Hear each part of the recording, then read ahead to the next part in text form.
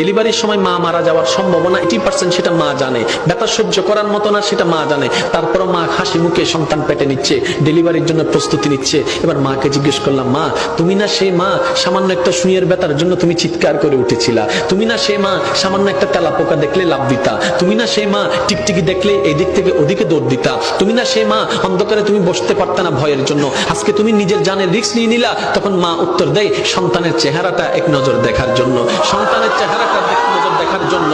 এবার ডাক্তার যখন এমন পরিস্থিতিতে চলে গেল, মা হয়তো মা বাঁচবে না হয় সন্তান বাঁচবে, এমন একটা ক্রিটিক্যাল পরিস্থিতির মধ্যে যখন চলে গেল, ডাক্তার এবার আসলো অভিভাবকদের কাছে, আপনারা বন সাইন দেন, আমরা অপারেশন থিয়েটারে ঢুকাবো। এখন আপনারাই সিদ্ধান্ত নেন, কাকে বাঁচাবো, মাকে বাঁচাবো নাকি সন্তানকে বাঁচাবো? একে জিজ্ঞেস করে, এ বলে যে মাকে বাঁচাও, ও বলে যে মাকে বাঁচাও, ও বলে যে মাকে বাঁচাও, ও বলে যে মাকে বাঁচাও। কারণ সবার মাথার চিন্তা, মা যদি বেঁচে থাকে সন্তান আবার আসবে, মা যদি বেঁচে থাকে সন্তান আবার আসবে। সবার একটি কথা, মাকে বাঁচাও, মাকে বাঁচাও, মাকে বাঁচাও। এবার ডাক্তার কৌতূহল বশত মাকে একবার জিজ্ঞেস করলো, সবাই বলছে মাকে বাঁচাতে, একটু আপনি বলেন না আমরা এই দুইজনের ভিতর কাকে বাঁচাবো, আপনাকে বাঁচাবো নাকি সন্তানকে বাঁচাবো? তখন মা, একমাত্র মা, সে উত্তর দেয়, একমাত্র মা তখন চিৎকার করে বলে, ডাক্তার আমার সন্তানকে বাঁচান, আমার সন্তানকে বাঁচান, আমার সন্তানকে বাঁচান। ডাক্তার অবাক হয়ে তাকায় রইল, সবাই বলছে আপনার কথা, আপনি বেঁচে থাকলে তো সন্তান আরেকটা আসবে, আপনি কেন সন্তানের কথা বলছেন?